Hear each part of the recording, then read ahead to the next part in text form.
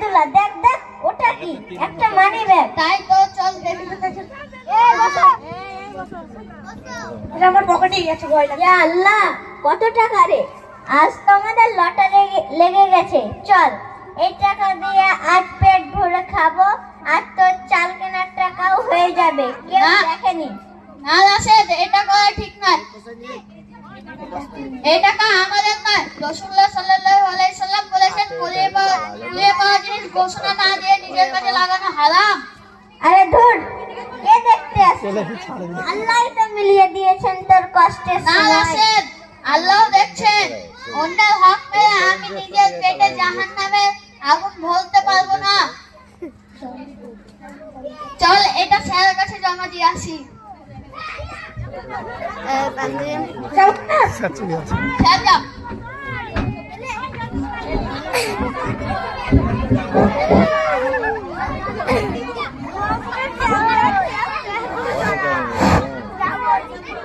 তো ছাত্ররা, আজকে আমরা শিখবো আমানতদারি বা বিশ্বস্ততা। কেউ কি বলতে পারবে আমানতদারি কি? আসসালামু আলাইকুম স্যার, আসতে পারি? ওয়ালাইকুম আসসালাম। এসো, এত দেরি কেন? রাশেদ আর আমির আসার কথা। মানিব্যাগ পরে পেয়েছি, তাই আপনার কাছে জমা দিতে এসেছি। মাশাআল্লাহ আব্দুল্লাহ, তুমি আজ প্রকৃত মুমিনের পরিচয় দিয়েছো। আর রাশেদ, তুমিও যে বন্ধুর সাথে এসেছো, তার জন্য তোমাকেও ধন্যবাদ।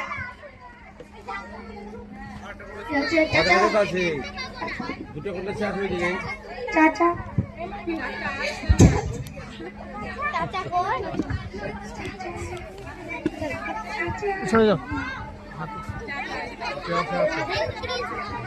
হাত নিচে করো, হাত নিচে। স্যার, স্যার, আমার সর্বনাশ হয়ে গেছে। আমি গরিব মানুষ। আমার মেয়ের অপারেশনের জন্য জমানো সব টাকা একটি ব্যাগে ছিল স্যার।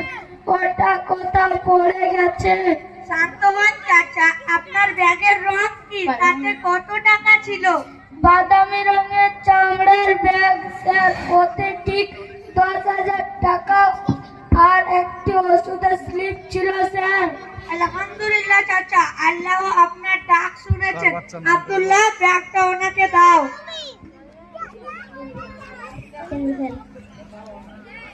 বাবা, তুমি আমাকে বাঁচিয়ে দিলে।